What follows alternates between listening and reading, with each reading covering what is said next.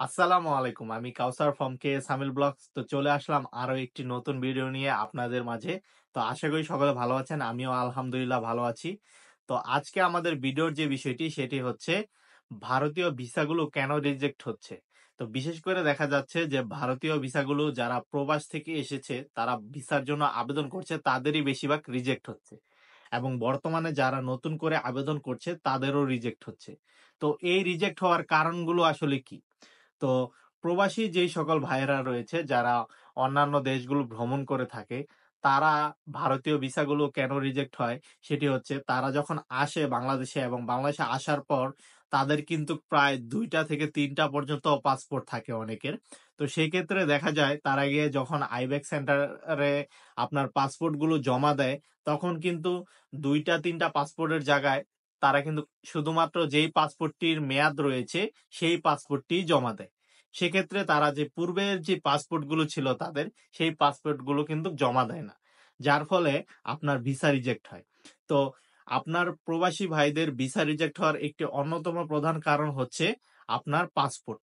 এই পাসপোর্টের মধ্যে আপনার অনেকের মেয়াদ থাকে না। দেখা যায় তারা প্রবাস থেকে এসেছে এবং তাদের পাসপোর্টের মেয়াদ রয়েছে মাত্র ৩ মাস বা ৪ মাস। আপনাকে অবশ্যই এমন একটি পাসপোর্ট দিতে হবে যার মেয়াদ আপনার ৬ মাসের মতো রয়েছে এবং পাসপোর্টে অবশ্যই সাদা পেজ থাকতে হবে। এবং আপনার যদি পূর্বে পাসপোর্ট থেকে থাকে, তো আপনার পূর্বে যদি এনালগ পাসপোর্ট কিংবা আপনার এমআরপি পাসপোর্টও থেকে থাকে, তো সেই পাসপোর্ট সহ আপনি সংযুক্ত করে আপনার যে নতুন পাসপোর্টটি থাকবে ই-পাসপোর্ট, সেই পাসপোর্টটি যুক্ত করে দিবেন। এখন আসি ই-পাসপোর্ট, এনালগ পাসপোর্ট আর এমআরপি পাসপোর্টের মধ্যে পার্থক্য কি? এনালগ পাসপোর্টটি হচ্ছে আপনার হাতে লেখা পাসপোর্ট। যারা আপনার প্রায় ১০ থেকে ১৫ বছর আগে পাসপোর্ট বানিয়েছিল, তারা আপনার হাতে লেখা পাসপোর্টটি ব্যবহার করে বিদেশ ভ্রমণ করত। তারপর এসেছে এমআরপি পাসপোর্ট। এমআরপি পাসপোর্ট হচ্ছে আপনার কম্পিউটারেই লেখা, কিন্তু আপনার এই পেজগুলো যে ভিতরে রয়েছে এগুলো হচ্ছে সফট। আর আমরা বর্তমানে যেই পাসপোর্টটি ব্যবহার করছি সেটি হচ্ছে ই-পাসপোর্ট। ই-পাসপোর্টের প্রতিটা পাতা হচ্ছে শক্ত এবং সুন্দরভাবে লেখা। তো এই বিষয়গুলোই হচ্ছে পাসপোর্টের ডিফারেন্স। এখন বাংলাদেশে অনেকেই আমরা দেখি যে আগের আপনার এমআরপি পাসপোর্ট থাকে কিংবা এনালগ পাসপোর্ট থাকে। তো সেই ক্ষেত্রে যদি তাদের যদি এনালগ পাসপোর্ট থেকে থাকে সেক্ষেত্রে তারা বর্তমানে যে ই-পাসপোর্ট রয়েছে সেই ই-পাসপোর্ট বানিয়ে তারা ভিসার জন্য আবেদন করতে পারে এবং সাথে এনালগ যে পূর্বের পাসপোর্টটি ছিল সেই পাসপোর্টটি সংযুক্ত করে দিতে পারে। তো এই সংযুক্ত হওয়ার কারণে আপনাদের ভিসাগুলো পাওয়ার সম্ভাবনা অনেকটাই বেড়ে যাবে। অনেকেই দেখা যায় ১ম এ ভারতের জন্য ভ্রমণ করছে, কিন্তু পূর্বে তার পাসপোর্ট একটি রয়েছে। সেই পাসপোর্টে কখনো সে কোনো ভিসার জন্য আবেদন করেনি।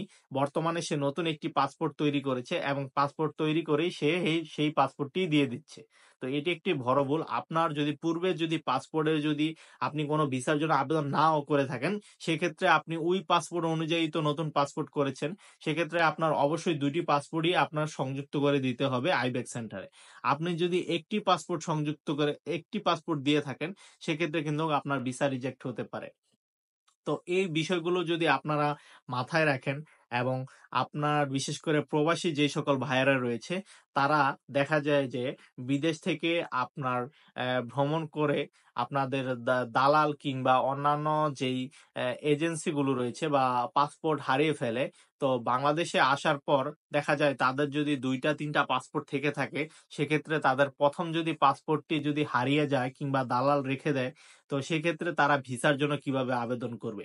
এখন তাদের হাতে তো পাসপোর্ট নেই সম্পূর্ণ। ধরেন একজনের ব্যক্তির ২ টি পাসপোর্ট। এখন একটি পাসপোর্ট দালাল রেখে দিয়েছে কিংবা হারিয়ে ফেলেছে। এখন তার হাতে একটি পাসপোর্ট রয়েছে। তো সেক্ষেত্রে সে আইব্যাক সেন্টারে গিয়ে কয়টি পাসপোর্ট জমা দিবে? তো অনেকের মনেই তো এই ধরনের কোয়েশ্চেন থাকে। তো যে সকল ভাইয়াদের মনে এই ধরনের কোয়েশ্চেন তাদের বলে দেই, যদি আপনার পাসপোর্ট হারিয়ে থাকে, সেই ক্ষেত্রে আপনি সেই হারিয়ে যাওয়া পাসপোর্টের একটি কপি তৈরি করবেন এবং সেই কপিটি এবং একটি যদি বাংলাদেশে হারিয়ে থাকে সেক্ষেত্রে থানার একটি জিডি কপি তৈরি করবেন। করে আপনি সেই কপির সাথে আপনি যে নতুন পাসপোর্টটি রয়েছে সেই পাসপোর্টটি সংযুক্ত করে তারপর আপনি আইব্যাক সেন্টারে দিয়ে দিবেন। সেক্ষেত্রে আপনার ভিসা পেয়ে যাবেন। কারণ অনেকেই আমরা ভুল করে পূর্বের পাসপোর্টের কোনো তথ্য না দিয়ে শুধু নতুন পাসপোর্টটি দিয়ে দেই। সেক্ষেত্রে ভিসা রিজেক্ট হয়। তো এগুলোই ছিল আপনার ভিসা রিজেক্ট হওয়ার একটি অন্যতম প্রধান কারণগুলোর মধ্যে। এবং আপনারা অনেকেই আপনার দেখা যাচ্ছে যে ২০২৪ সালের মে মাসে ভারতীয় ভিসাগুলো রিজেক্ট হচ্ছে গণহারে। তো এই রিজেক্ট হওয়ার কারণগুলো কি?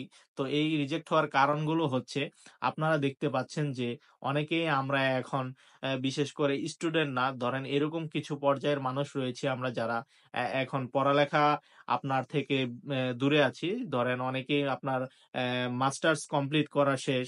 এখন তাদের তো এনআইডি কার্ড নেই এবং তারা জবও পাচ্ছে না। সেক্ষেত্রে তারা ভারতীয় ভিসার জন্য আবেদন করছে এবং তাদের পেশা কি দিবে? তারা তাদের তো আপনার স্টুডেন্ট আইডি কার্ড নেই। তো সেক্ষেত্রে দেখা যায় তারা ভুল একটি এনওসি তৈরি করে আপনার জমা দিয়ে দেয়। তো ভুল এনওসি তৈরি করার ফলেও কিন্তু আপনার ভিসা রিজেক্ট হতে পারে।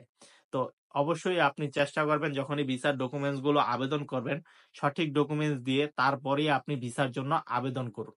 তো ভিসার জন্য সঠিক ডকুমেন্টস গুলি যদি দেন, সেক্ষেত্রে আপনার ভিসা পাওয়ার সম্ভাবনা অনেকটাই বেড়ে যাবে।